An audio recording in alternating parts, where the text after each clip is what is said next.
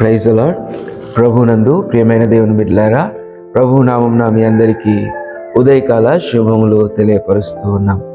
ఈ ఉదయము దేవుని యొక్క వాక్యము మనం ధ్యానించుకొనుటకు ద్వితీయోపదేశకాండము 31వ అధ్యాయము 8వ వచనం దేవుని వాక్యము జ్ఞాపకం చేస్తూ ఉంది. నీ ముందర నడుచువాడు యెహోవా, ఆయన నీకు తోడయుండును, ఆయన నిన్ను విడువడు, నిన్ను ఎడబాయడు, భయపడకము, విస్మయమందుకుము అని ఇశ్రాయేలీయులందరి ఎదుట అతనితో చెప్పాను. దేవుని బిడ్డలారా,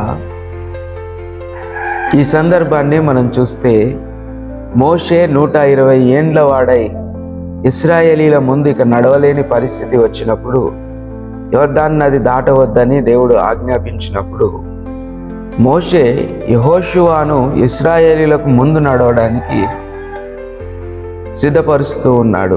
దేవుడు కూడా సెలవిచ్చాడు. అయితే మోషే సిద్ధపరుస్తూ ఉన్నప్పుడు యెహోషువకి భయం వచ్చింది. ఎందుకనంటే ఒక్కళ్ళిద్దరు కాదు, 6 లక్షల కంటే ఎక్కువైనటువంటి ప్రజలను ముందుండి నడిపించాలి.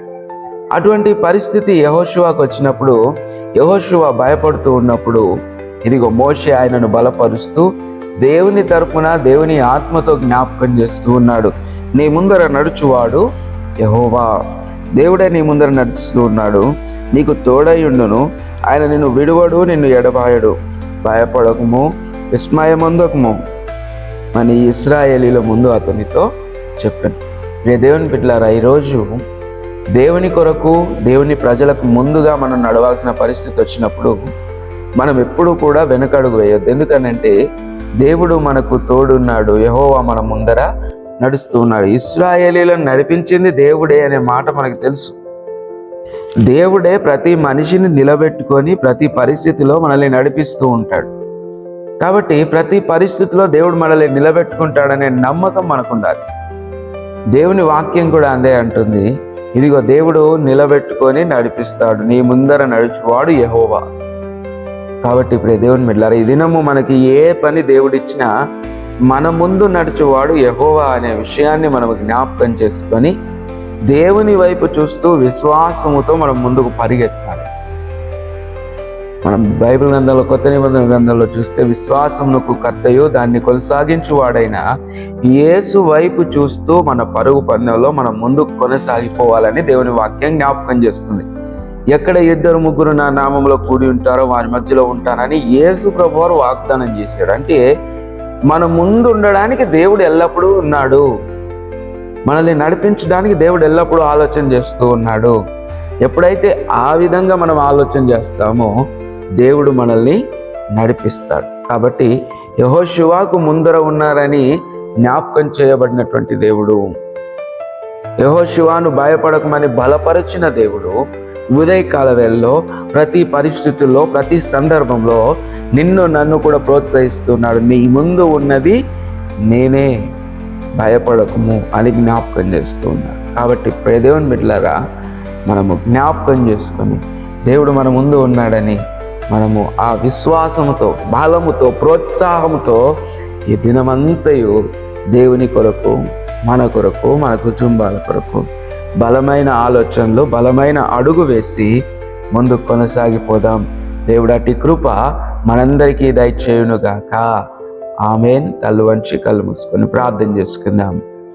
ప్రేమ నమ్మకం కలిగిన మా ప్రియ పరలోకపు తండ్రి, ఈ ఉదయకాల వేళలో ఒక చిన్న మాటతో నాయన ప్రభువా మమ్మల్ని ప్రోత్సహించుకోవడానికి, బలపరచుకోవడానికి మీరు చూపిన కృపకై మీకు వందనములు. యెహోషువను ఏ విధంగా అయితే మీరు నిలవబెట్టారో నాయన తండ్రి, మీ వైపు చూస్తూ మమ్మల్ని కూడా మీరు నిలవబెట్టమని ప్రార్థన చేస్తూ ఉన్నాం. నాయన, ప్రతి పరిస్థితిలో, ప్రతి సందర్భంలో నీ కృప, నీ కనికరం మాకు తోడుగా ఉంచి నడిపించి మా ద్వారా మహిమ, ఘనత, ప్రభావాలు మీరే పొందుమని నజరేయుడు మా ప్రభువును రక్షకుడైన యేసుక్రీస్తు శుభనామంలో ఈ ప్రార్థన అడిగి వేడుకొంచున్నాం మా ప్రియ పరలోకపు తండ్రి. ఆమేన్. ఇప్పుడు మన తండ్రి అయిన దేవుని యొక్క ప్రేమ, కుమారుడైన యేసుక్రీస్తు కృప, పరిశుద్ధాత్మ యొక్క సహవాసం మనందరికీ తోడైండి నడిపించును గాక. ఆమేన్. అందరికీ ప్రైజ్ ది లార్డ్.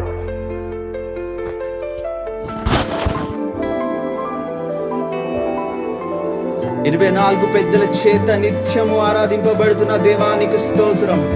7 దీప స్తంభముల మధ్య ఉన్న దేవానికి స్తోత్రం.